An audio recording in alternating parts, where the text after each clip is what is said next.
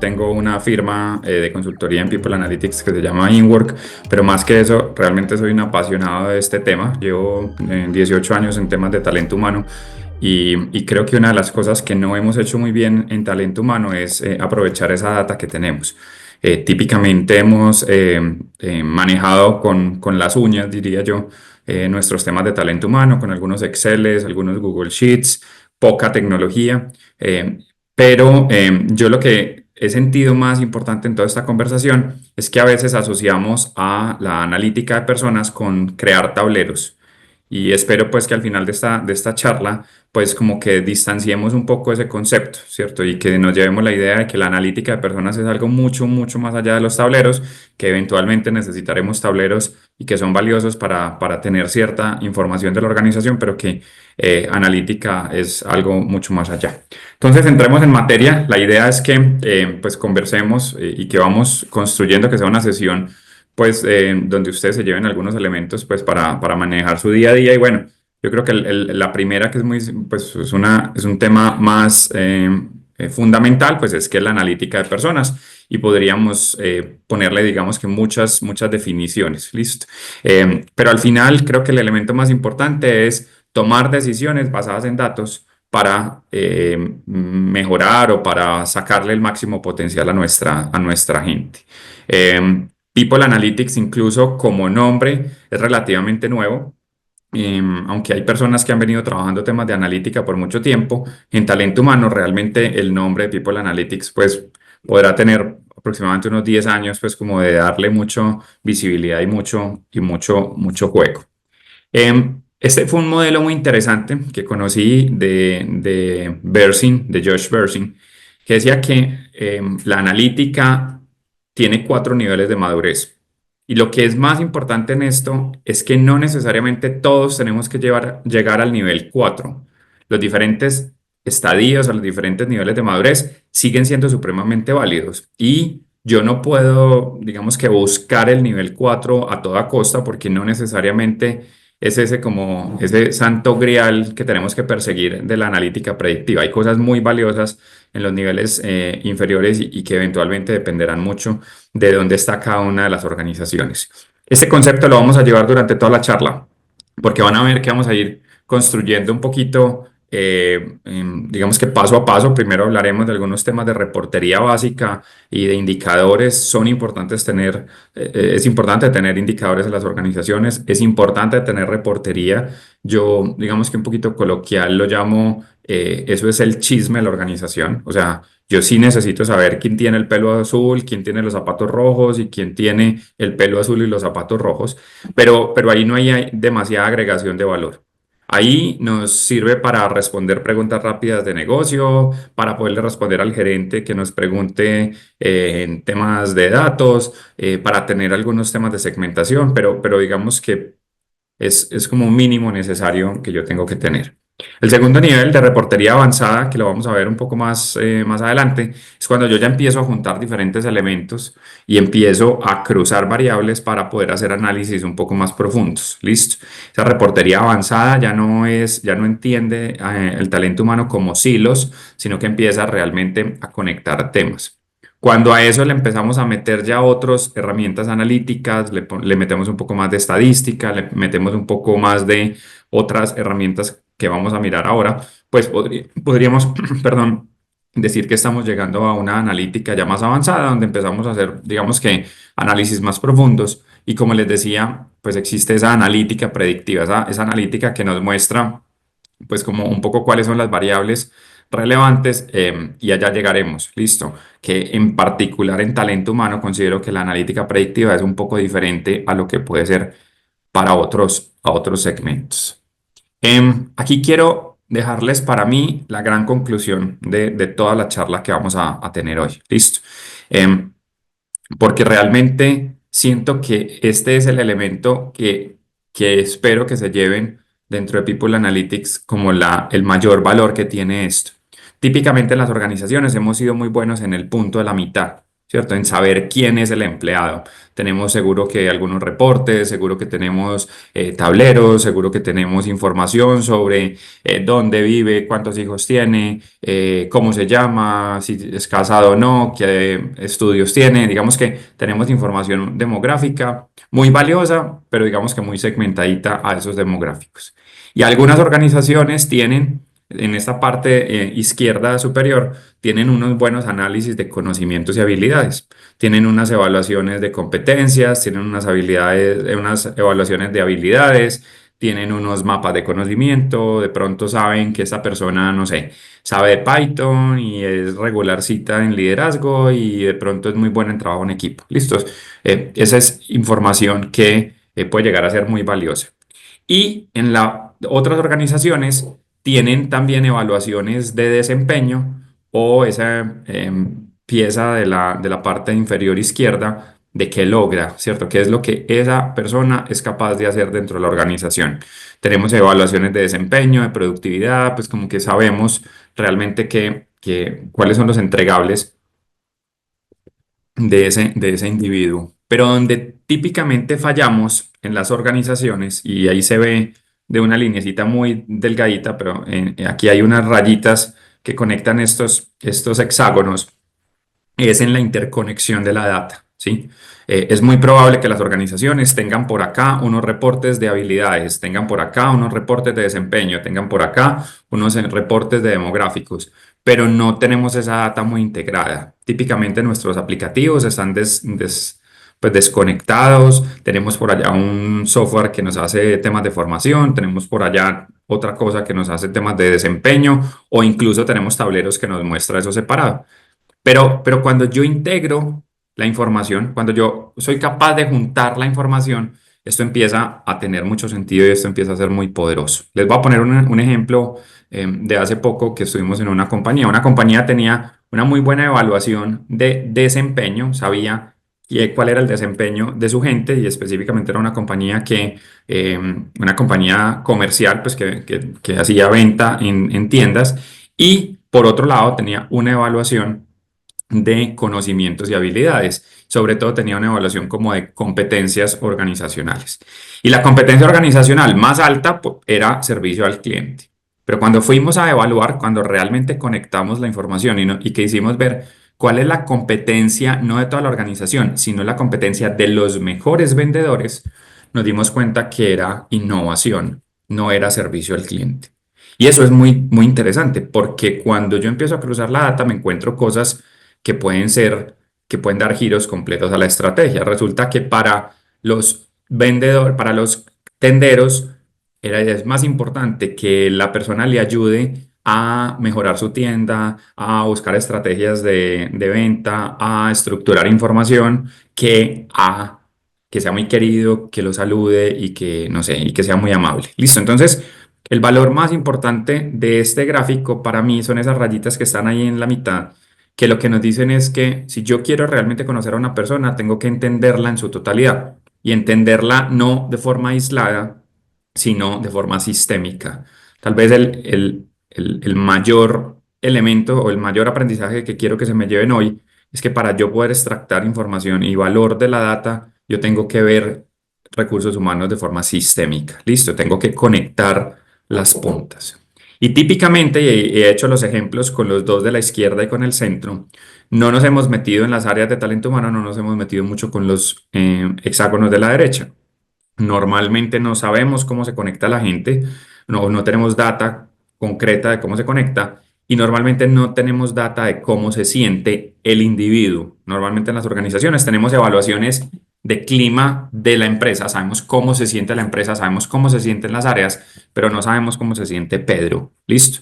Porque típicamente hemos hecho evaluaciones de clima anónimas, porque típicamente no hemos podido preguntar a nivel de individuo este tipo de cosas, entonces eso realmente es muy relevante. ¿Listo? Em, la data en talento humano no es tanta.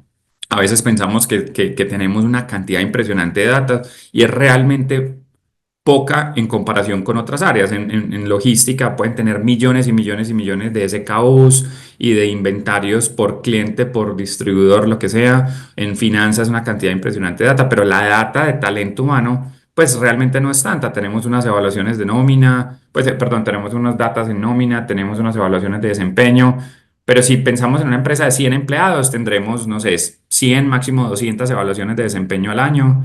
Tenemos 100 o 200 evaluaciones de competencias, tenemos unas cuantas encuestas de salida, tenemos unas cuantas evaluaciones de ingreso, tenemos algo más de data de nómina, pero realmente no es tanta. Lo que pasa es que la tenemos muy desestructurada, la tenemos muy desordenada, la tenemos en Excel o en Google Sheets o la tenemos muy distribuida y normalmente poco consolidada.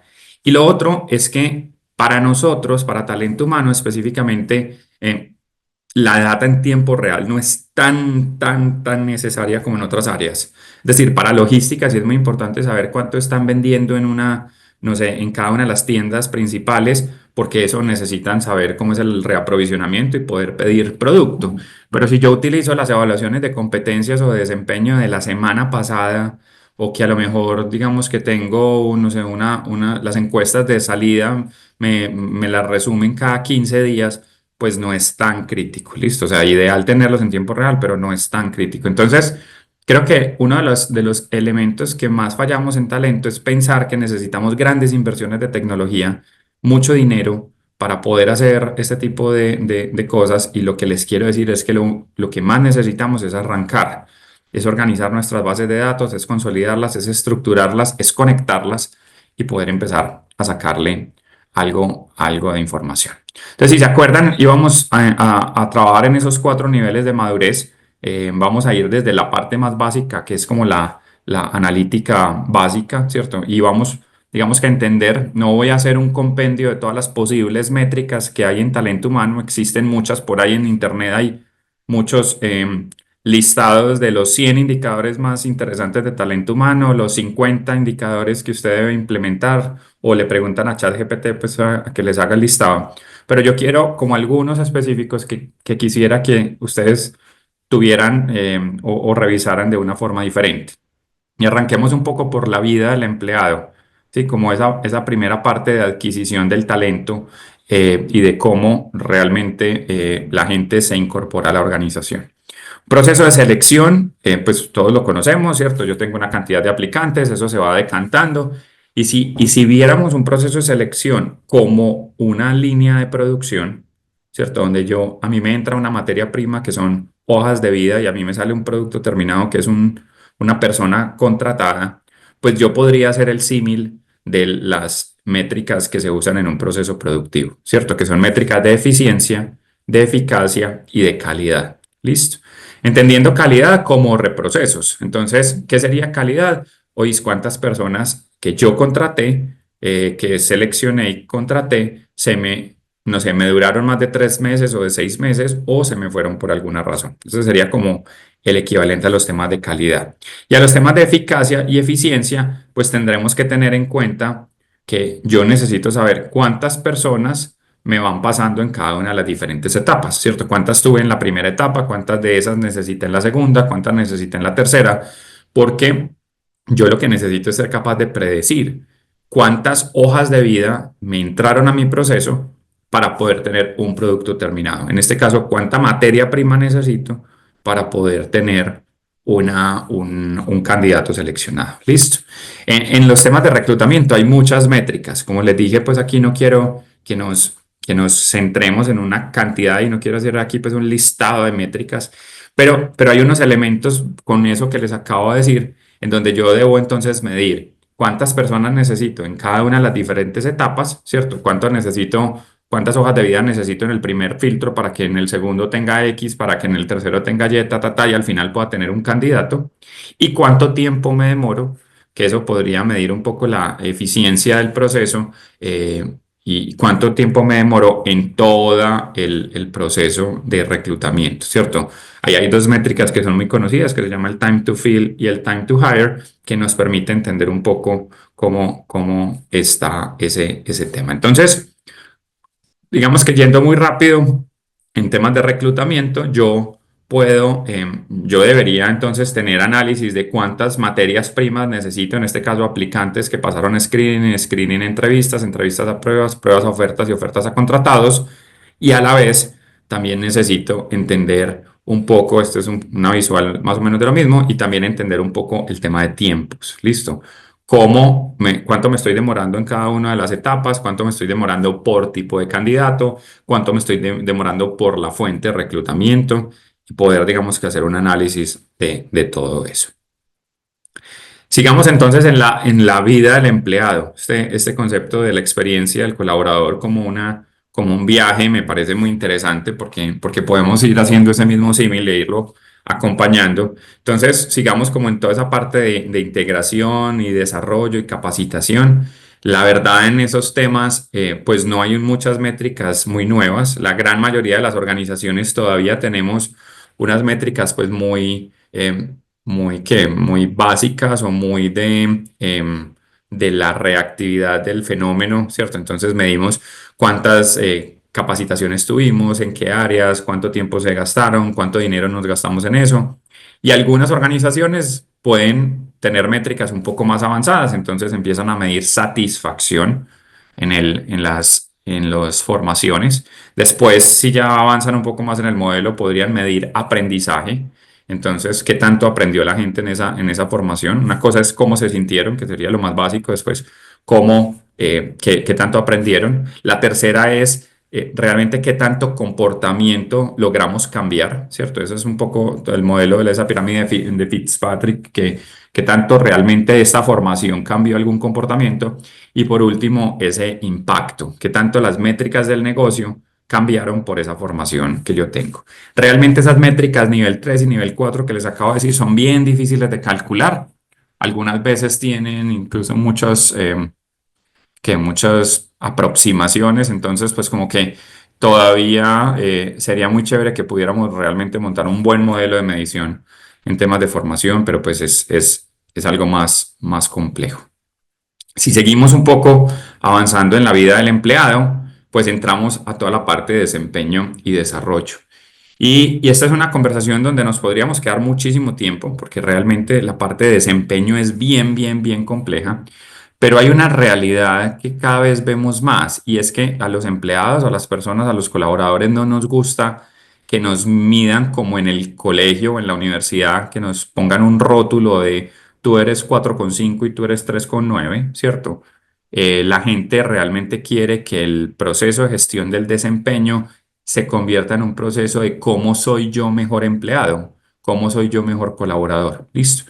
Entonces, aunque tendríamos, no sé, si yo le pongo a una persona unas 5 expectativas, espero que me haga A, B, C, D y E, y él me hizo A, B, C y D, pues tendría un desempeño del 80%, pero más que ese 80% y ponerle un rótulo y calificarlo, a mí me interesa entender es quiénes son las personas que no están cumpliendo, muy, muy poco cumpliendo, quiénes son las personas que casi cumplen, pero no, quiénes son las personas que cumplen, quiénes son las personas que exceden un poco y quiénes son las personas que realmente exceden lo que se les está pidiendo. Porque la competencia no es entre los empleados, la competencia es de la persona con sí misma. Para mí ese es el elemento más importante. ¿Cómo medimos el desempeño sin caer en la tentación de hacer una calificación a lo profesor, sino cómo lo monitoreamos, porque creo que es más bien monitorearlo, para saber qué hacemos con las personas de bajo desempeño y con las personas de alto desempeño? Porque todo al final lo podríamos cuantificar. Por ahí hay una frase en People Analytics que dice que puedes torturar tanto la data que al final confiese lo que quieras. Listo.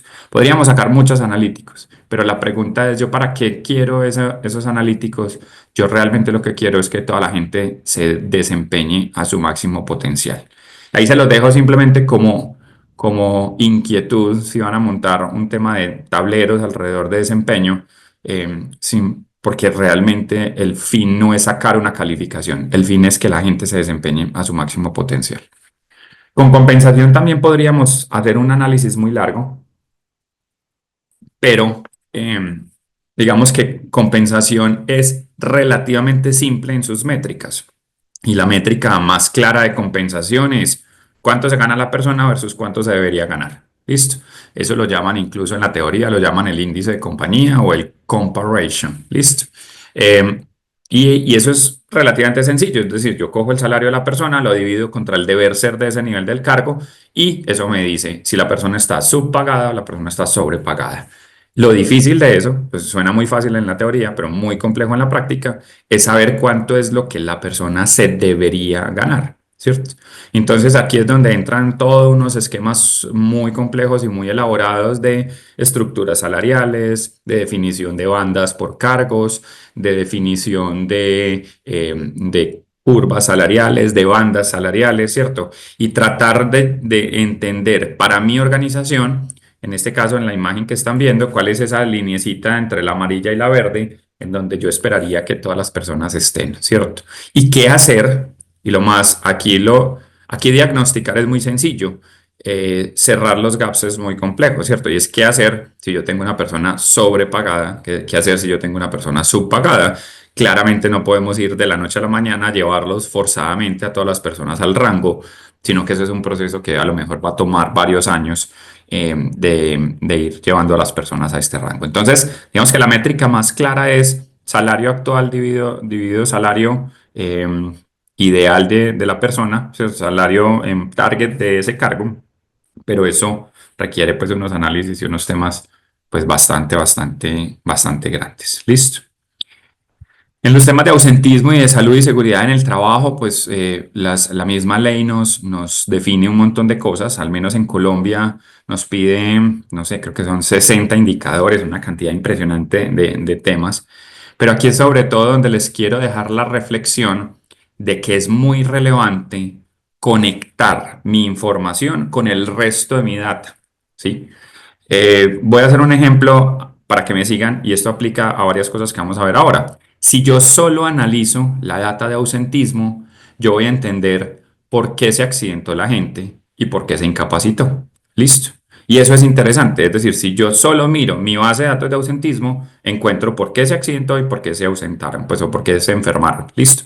Pero cuando yo la junto con mi data principal, con mi base de datos principal, encuentro cosas que no puedo ver si lo miro de forma aislada. Encuentro qué pasa con la gente que no se ausenta y qué pasa con la gente que no se incapacita. Vuelvo. Si solo miro ausentismo por acá en la base de datos de ausentismo, voy a entender por qué la gente se accidenta y por qué la gente se enferma. Pero si me la traigo a mi data principal y la conecto, soy capaz de entender, oís, es que sabe que las personas de 30 años ninguna se está ausentando o ninguna se está incapacitando. Entonces, es muy relevante conectar información, porque la gran mayoría de las veces los problemas que nosotros tenemos en talento humano no los resolvemos con la data que hoy tenemos. Es muy probable que los reales problemas de talento humano necesiten ir a levantar una data, ¿sí? Yo pongo mucho el ejemplo de que en alguna vez teníamos una conversación y decían esto, es que la gente de la bodega se enferma mucho. Ok, vamos a mirar. ¿Por qué se enferma mucho? Y fuimos a mirar. No, la gente de la bodega no se enferma mucho, se enferman sus hijos y por tanto las personas tienen que faltar al trabajo. Ok, ¿y por qué se enferman sus hijos? Porque tenemos un tema de desnutrición o de hábitos alimenticios en los hijos. Y yo les garantizo que esa información no la tenemos. En ninguna de nosotros tenemos no sé, un tablero de índice de masa corporal de los hijos de las personas, ¿cierto? Es muy probable que los reales problemas de nuestras empresas tengan unas causas o una información, estén basadas en una información que hoy no tenemos. Entonces, People Analytics debería convertirse más bien en un investigador que un creador de reportes. O sea, es más importante yo empezar a hacer esas hipótesis y decir, ¿por qué se está enfermando la gente? No, no es la gente, sino sus hijos. ¿Por qué se están enfermando sus hijos? Porque tengo un tema de malas prácticas alimenticias. ¿Por qué tengo un tema de malas prácticas alimenticias? Por un tema de, no sé, por ejemplo, de educación con los temas alimenticios. ¿Dónde los tengo que intervenir yo? En los temas de educación alimenticia de sus hijos, no en el ausentismo de la bodega. Sí, y ahí es donde se vuelve súper relevante la conexión de estos fenómenos y donde si solo miramos el tablerito, vamos a ver una reportería de dos o tres indicadores, cuántas personas se accidentaron, cuántos se dañaron la rodilla, cuántos de los de cuarentones que se creen de 20 salen a jugar fútbol y se dañan la rodilla, ¿cierto? Este tipo de cosas que son muy evidentes, pero nos interesa realmente ir un poco más allá. Y eso que les acabo de decir nos aplica también para los temas de retención, ¿sí? Es muy probable que las organizaciones, que las de ustedes, tengan una base de datos pues, o un informe de por qué se fue la gente, ¿sí? De las encuestas de salida o de las entrevistas de salida, ¿sí? Pero si no nos traemos la información de allá para nuestra base de datos principal, nos perdemos de cosas muy importantes y es quiénes están quedando de la organización. Si yo solo miro las salidas, voy a ver, no sé, se fueron 50 hombres y 50 mujeres. Ok, pero si me la traigo a mi base de datos principal, resulta que se me fueron todas las mujeres, solo me quedaron hombres. Entonces, realmente yo tengo es un problema, no de que se me fueron 50-50 de mujeres y hombres, sino que tengo un problema, no sé, de machismo o de otra cosa muy profunda. Listo. Y lo otro es que cuando yo analizo rotación, o yo analizo por qué la gente se me va, no es lo mismo que una persona se me haya ido de forma voluntaria a que se haya ido de forma involuntaria, más o menos pues como que la organización lo, como dicen por ahí coloquialmente, lo promovió al cliente, ¿cierto? O sea, lo sacó. Y cuando yo lo saqué, es muy diferente que lo saqué por desempeño, a que lo saqué por una reestructuración, a que lo saqué por un tema de ética, ¿listo? Y muy diferente a si la persona renunció porque era prevenible o no era prevenible, ¿listo? Hay veces en que simplemente las personas se van, no sé, porque relocalizaron a su esposo, por, ¿cierto? Una serie de cosas que no, sobre las que nosotros no tenemos una injerencia. Un último comentario con respecto a esto y en general aplica a todos los temas de talento. No podemos pensar que los fenómenos de talento humano tienen una sola causa. Y es muy probable que nosotros tengamos en las encuestas de retiro una cosa, se fue por salario, se fue por, no sé, promoción, se fue por relocalización. No, espérate, o sea, es que se fue por salario, pero a la vez porque no había tenido promociones, pero a la vez porque tenía peleas con su jefe, ¿cierto? Entonces, puede que en la misma forma en la que nosotros almacenamos la información, le estamos generando un sesgo y nos estamos perdiendo información súper valiosa de realmente las causas y las cosas por las que la gente se va de las organizaciones.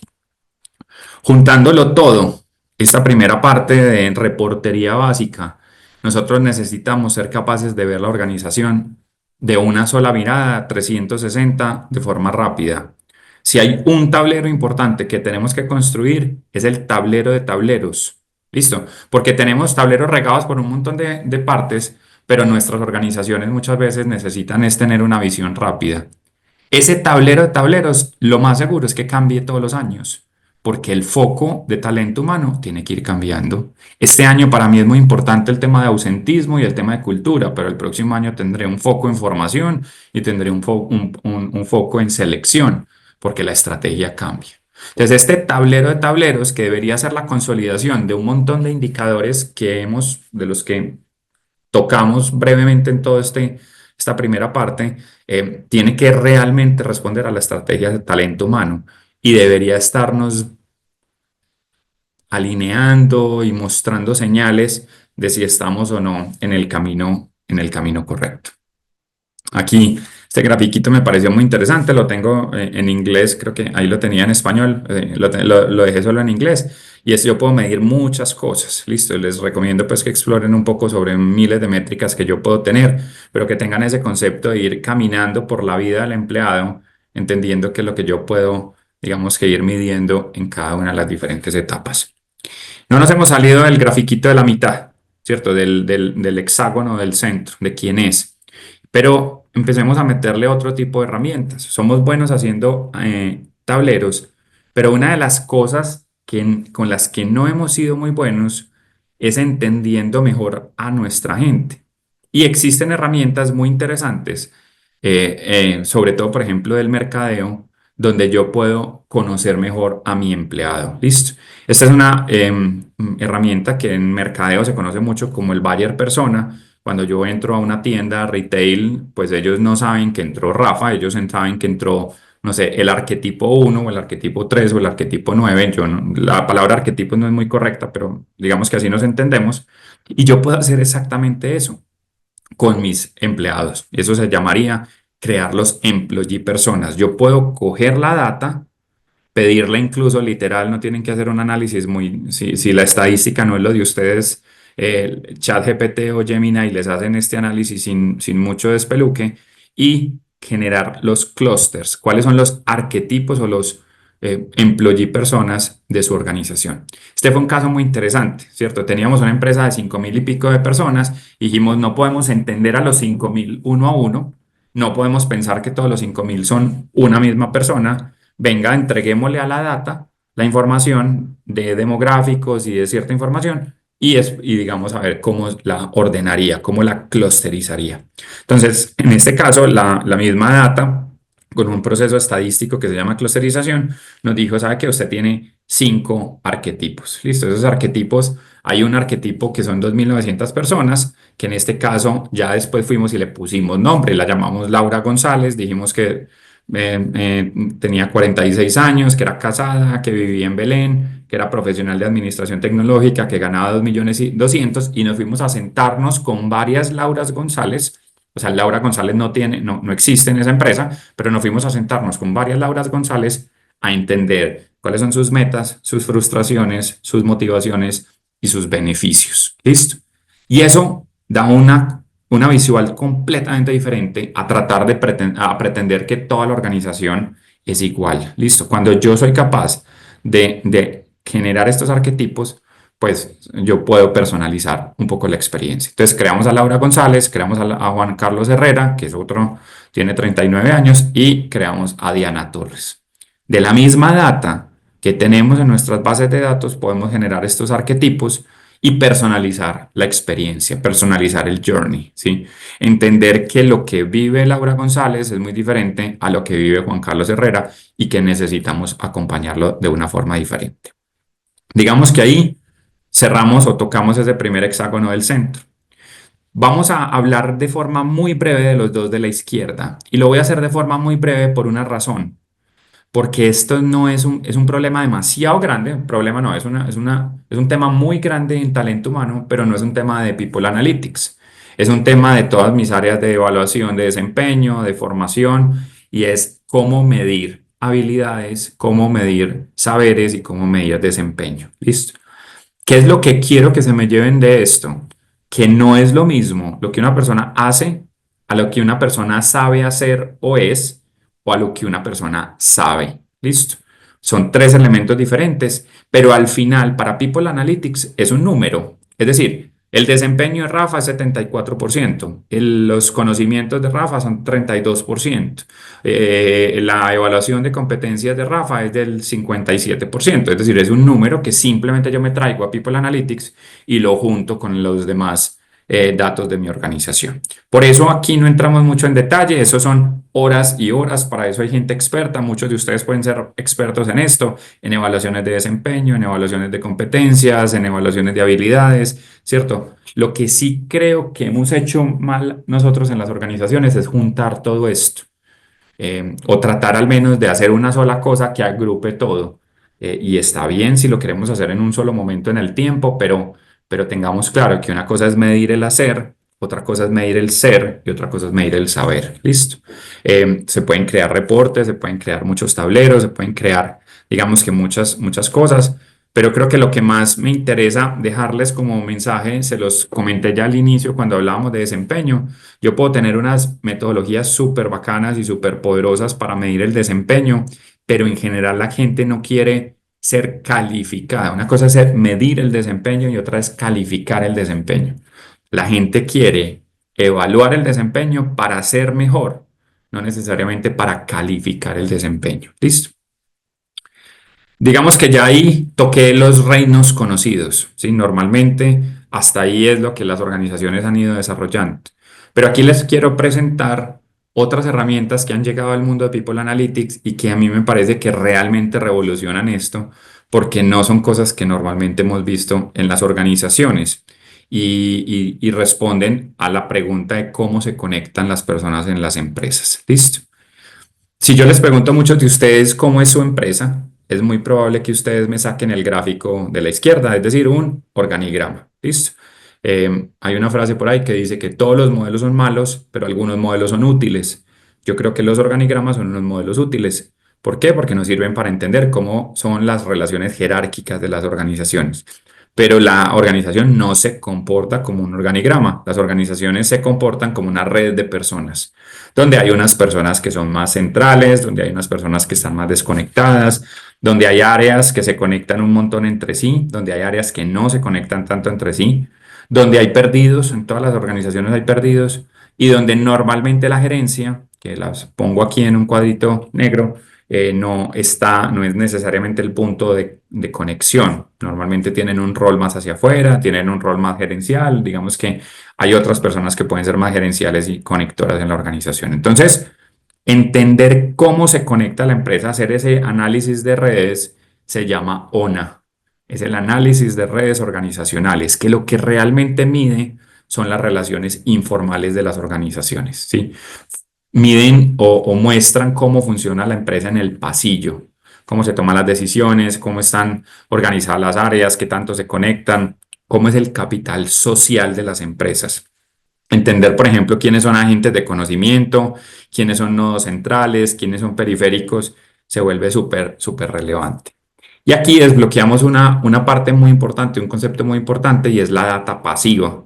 ¿Sí? Yo las ONAs, las redes, las puedo generar de dos formas. O voy y le pregunto a la gente con quién trabajas en el día a día, o voy y saco esa data de Microsoft o de Google, de las reuniones, los chats y los correos.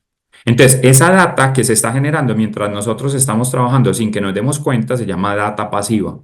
Y todas las empresas tenemos una cantidad impresionante de data pasiva que se está generando mientras estamos en esta reunión y con la que no estamos haciendo muchas cosas. Entonces, las redes de colaboración pueden generarse esas dos formas y verse de esta manera. Les voy a mostrar aquí varios casos de uso para que me entiendan un poco el potencial que tiene esto. Esta empresa que les estoy mostrando acá es una empresa de construcción, donde su área en amarillo está su área de diseño, en moradito está su área comercial y en azul está su área de construcción. Entonces, ¿qué vemos acá? El grafo, que son las relaciones de la organización, nos muestra que el área de diseño es un silo, en cierta forma, está trabajando muy solita y muy entre ellos, y sus conexiones con su área comercial y con su área de construcción no son muy fuertes. Entonces, ¿qué está pasando? Que están diseñando lo que ellos quieren diseñar, pero no realmente están teniendo una conexión muy fuerte con su área comercial para saber lo que los clientes están necesitando, ni con su área de construcción para saber qué tan difícil es ese diseño que ellos están imaginando.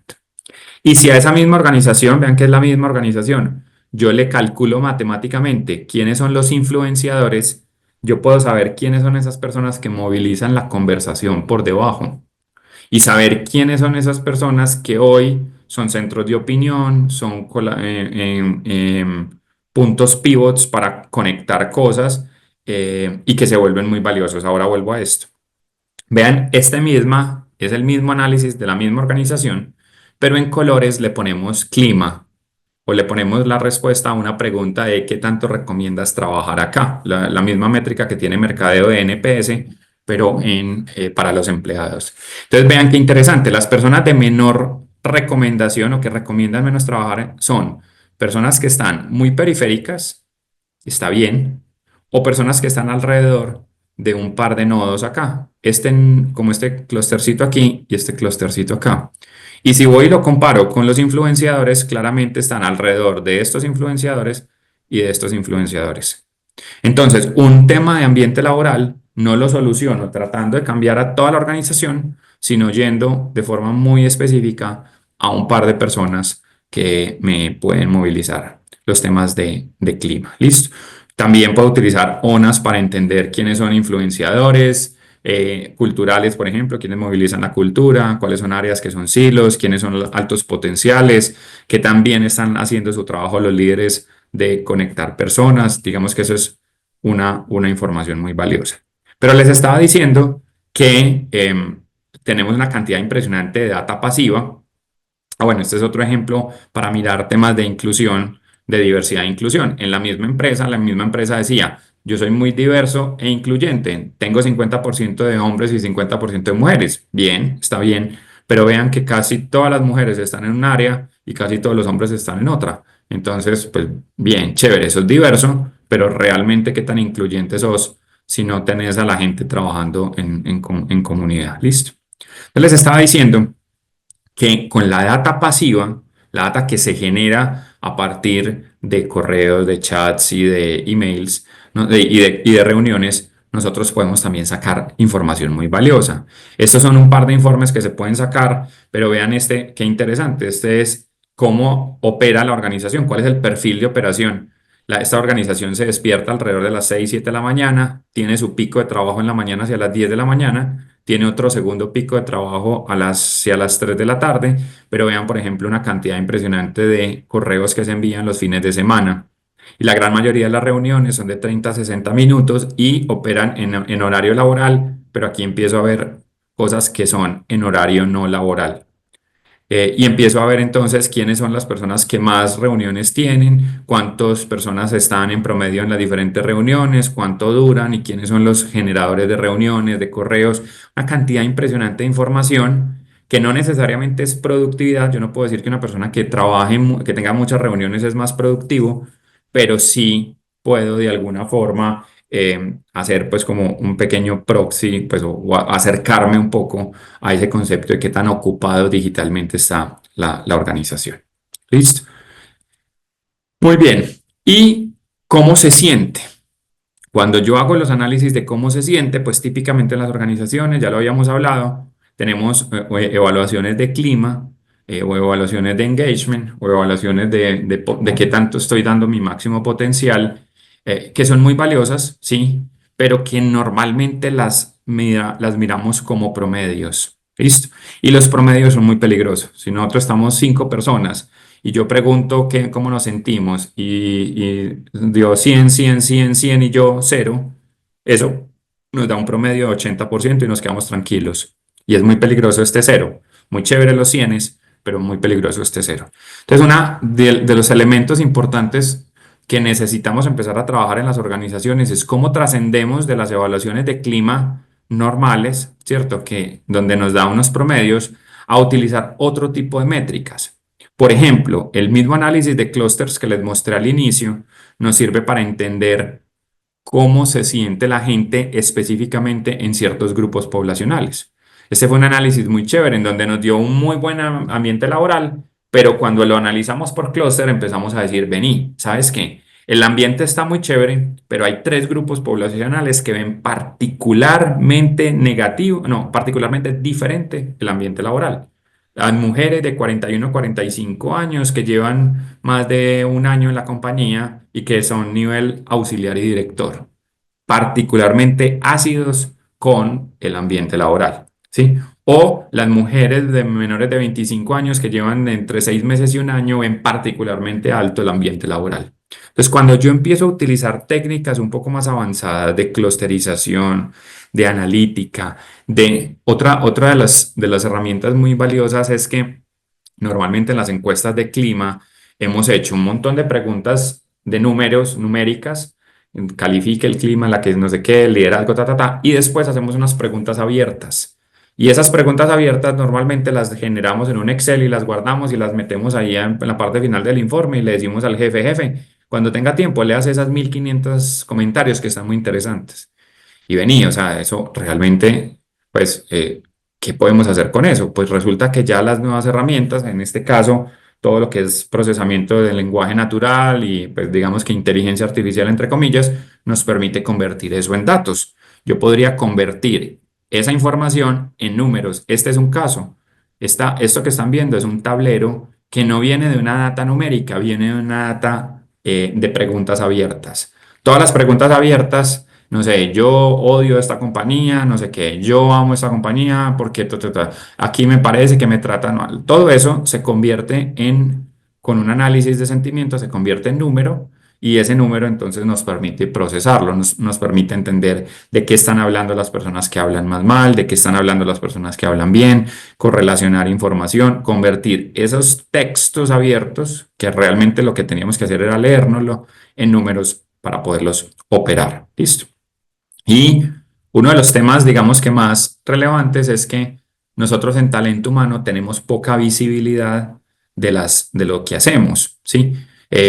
Mercadeo hace una promoción hoy, mañana vendió, no sé, 20 tanques más o 20 bolsas más, y entonces él sabe si le funcionó o no le funcionó eso. Nosotros en talento humano sacamos una nueva política de vacaciones y le rezamos al Espíritu Santo 6 meses para que la gente no se vaya, porque no tenemos mucho control de lo que nosotros hacemos versus los resultados reales de negocio. Entonces, la pregunta de fondo es cómo pudiéramos de alguna forma medir más constantemente cómo se siente la gente sin tener que enloquecerlos a punta de encuestas, porque a la gente no le gusta contestar encuestas. Y esa respuesta no la tengo todavía. Es decir, Microsoft hizo este ejercicio de caritas. Por ahí en Microsoft de vez en cuando uno le pregunta cómo te estás sintiendo hoy y uno marca una carita. Pero yo creo que todavía no hemos encontrado una forma que no es muy intrusiva de entender cómo se siente la organización. Nosotros hicimos algo parecido, donde entendimos un poco cómo es el sentimiento. Estas caritas las pusimos justo antes del sistema de nómina, es decir, cuando la gente iba a consultar sus colillas de pago, sus vacaciones y eso, tenía que poner cómo se estaba sintiendo, pero había, digamos que muchos efectos. Por ejemplo, los días antes del partido de fútbol de la selección del país, siempre se subía el estado de ánimo y si al día siguiente perdía, pues se nos caía, ¿cierto? Entonces yo creo que hay unos fenómenos ahí que tenemos que aislar, pero es una realidad que necesitamos algo más de información. Vean que fuimos avanzando, nivel 1, nivel 2, nivel 3, herramientas un poco más analíticas hasta llegar a toda esta parte de predicción. ¿Listo? Nosotros en talento humano y en esa analítica predictiva, tal vez tenemos un concepto diferente a la analítica predictiva de las otras áreas. En logística, monta un modelo predictivo para poder saber cuántas cajas exactamente tiene que pedir o no sé, cuánta materia prima tiene que pedir, operaciones para saber cuánto es la confiabilidad del proceso, ta. Pero nosotros trabajamos con humanos y por más avanzado que sea nuestro modelo de predicción, pues usted le mete, no sé, 10, 15, 20 variables, póngale 30 variables, pero hay muchas cosas que se nos escapan del modelo predictivo. O sea, usted puede armar un modelo perfecto y decir que Rafa nunca se va a ir de esta empresa porque usted tiene 15 factores y usted sabe que por las condiciones de Rafa no se va a ir de la empresa. Y fue pucha, y Rafa conoció a una australiana y se fue. Y eso no le cabía a usted en ningún modelo predictivo. Entonces, creo que, creo que es muy importante que entendamos que la predicción no necesariamente es lo que tenemos que buscar, pero sí es muy importante hacer modelos predictivos que nos ayuden a entender qué tan importantes son las variables en nuestros análisis. Yo realmente en talento humano puedo predecir 4 cosas. ¿Listo? Yo puedo o quiero predecir si la persona va a tener buen desempeño, si la persona va a tener buen potencial, si la persona se me va a ir de la organización o si la persona se va a accidentar. ¿Listo? Ya, porque el resto, ¿yo para qué voy a hacer un modelo predictivo para saber cuántas vacaciones va a tener Rafa? No tiene mucho sentido, ¿cierto? Yo quiero saber si va a ser un buen colaborador, si va a tener cualidades, si tiene cualidades para ser promovible, si se va a ir o no se va a ir y si se va a accidentar. Entonces, en este sentido, más que saber si se va o cuál es la probabilidad de que sea alto desempeño o bajo desempeño, como eso puede variar. Tal vez lo que a mí me interesa más es entender qué factores son relevantes en el desempeño de esta organización, qué factores son relevantes en la rotación de esta organización, qué factores son relevantes en el ausentismo de esta organización. Listo. Este es un análisis muy bacano que hicimos en una temporal con mucha gente que dijimos cuáles son los factores que muestran que hacen que una persona tenga más ausentismo y menos ausentismo. Y vean qué interesante, si leen este gráfico por acá, se dan cuenta, claro, el contrato a término fijo inferior a un año es el que menos ausentismo tiene. O sea, tienden a tener, quien tenga un contrato a término fijo inferior a un año tiende a tener menos ausentismo. Eso es lo que muestra esta gráfica sobre la izquierda. Y quien tenga un contrato por obra o labor tiende a tener muchísimo más ausentismo que la media. ¿Listo? Y eso digamos que es relativamente claro de explicar. Pero vean cosas como estas. El RH positivo tiende a tener menos ausentismo que la media.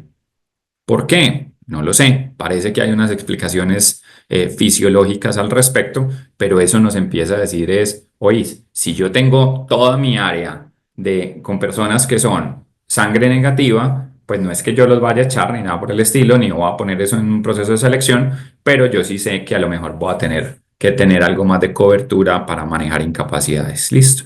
Ese es el tipo de cosas en donde los análisis predictivos nos empiezan a mostrar como unas alertas. Para cerrar y de pronto responder algunas preguntas que creo que están en la mesa, yo quiero dejarles primero el mensaje de que People Analytics no son tableros, que People Analytics realmente es volverse un investigador dentro de la organización, resolver problemas de negocio usando data. Y para eso les dejo simplemente un modelito. Y es que las personas que estén trabajando en People Analytics tienen que saber no solo de ciencia de datos, sino de ciencias del comportamiento. Los temas de People Analytics no son tan data como la ciencia de datos de otras áreas, ¿cierto? O sea, hay parte de estadística, hay parte de ciencia de datos, pero hay mucha parte de ciencia del comportamiento. Yo necesito entender cuáles son las razones por las que las personas se van de la organización y que muchas veces esas razones no son, digamos que tan evidentes y que la gente se comporta de unas formas que a lo mejor no son muy lógicas, ¿cierto? Yo necesito entender esos dos elementos. A la vez, necesitamos volvernos unos consultores internos en las organizaciones, que seamos capaces de manejar proyectos y que seamos capaces de entender diferentes variables. Y tenemos que tener una mentalidad de producto para construir rápido y fallar rápido. Todas estas metodologías de agilismo, de design thinking, de cómo experimento, cómo genero experimentos en la organización y rápidamente encuentro cuáles son los temas que son relevantes. Listo. Esta es una herramientica que se las puedo compartir a quien esté interesado, me buscan. Es una autoevaluación que tenemos ahí en la página pues, de InWork para quien quiera como evaluarse y trabajar en estos temas de People Analytics, pues la puede hacer y empezar a desarrollar pues un poco esas habilidades. Muy bien, abramos entonces un espacio de preguntas. Espero pues que se hayan podido llevar como esa visual muy rápida de qué es People Analytics y dónde deberíamos estar pues como trabajando. Y de pronto le pido entonces a Sebastián que me ayude con algunas de las preguntas o las miro en el chat y a ver cómo las podemos manejar. Listo, Rafael, mil gracias por tu tiempo. Sí, en el chat tenemos un par de preguntas. No sé si quieras como ir leyéndolas y ir Listo. seleccionándolas. Entonces, Ahora que hay diversas empresas que se encuentran en la transición de pasar de un formato más presencial, ¿qué métricas nos recomiendas para medir la productividad y la efectividad en el modelo de trabajo presencial?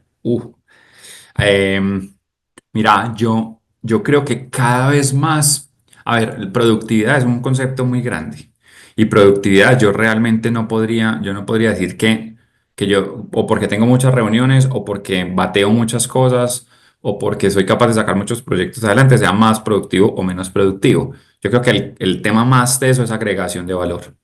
Y el problema es que las tareas que eran más fáciles de medir en agregación de valor son las primeras que estamos automatizando. O sea, si yo tenía que hacer documentos, tenía que hacer 100 documentos, si hacía 110, pues tenía un alto desempeño, si tenía 90, si hacía 90, pues tenía un bajo desempeño, pero si yo hago todos los días los mismos documentos, pues soy muy fácilmente automatizable. Entonces lo que nos va a quedar es una discusión muy interesante de qué significa agregar valor.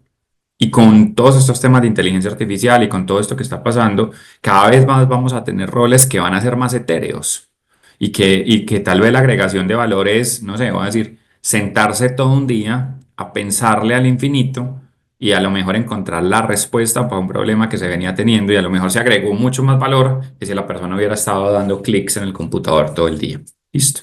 Entonces, creo que en los temas de presencialidad y de trabajo híbrido, creo que una cosa es medir el fenómeno, cuántas horas está la persona, si estuvo presencial, si estuvo, a qué horas entró, a qué horas se fue, y eso se puede hacer puro con data pasiva, pero eso no es una agregación, eso no es una métrica de agregación de valor. Tenemos que definir otra cosa que incluso ayude a medir eso, y cada vez va a ser más difícil. Estuve haciendo un estudio del arte que hay en temas de desempeño y muchas organizaciones están volviendo a modelos de evaluación de desempeño con autoevaluación.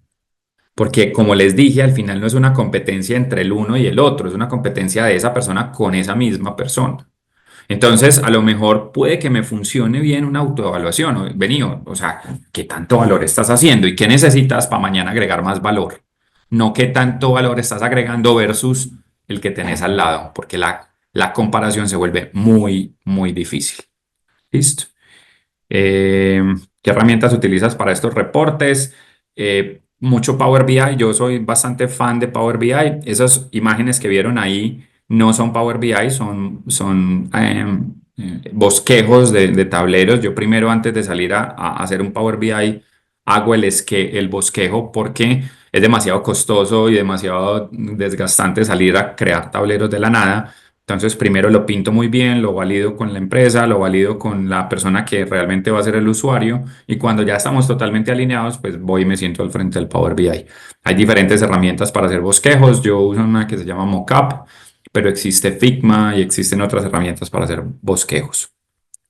No me quedó claro el tema de los arquetipos para el employee persona. Es que los employee personas son arquetipos. Es que arquetipo, la palabra arquetipos no es la correcta porque realmente pues los psicólogos y sobre todo los psicólogos junguianos pues no me estarían regañando si yo uso arquetipos para esto. Pero llamémoslos los employee personas son caracterizaciones de mis empleados. Listo. Yo no puedo conocer a las 500 personas que yo tengo en mi empresa o a las 5.000 personas, pero yo puedo conocer a 5 caracterizaciones, 5 employee personas y asegurarme que les entrego unos procesos de bienestar, unos procesos de desarrollo, unos procesos de formación, lo suficientes para esas 5 personas. Entonces, en el fondo, yo no estoy pretendiendo que todos son igualitos, ¿cierto? No puedo pretender tampoco que yo conozco a los 5.000, pero entonces utilizo los arquetipos o, perdón, los employee personas como una métrica intermedia o como una herramienta intermedia. ¿Listo?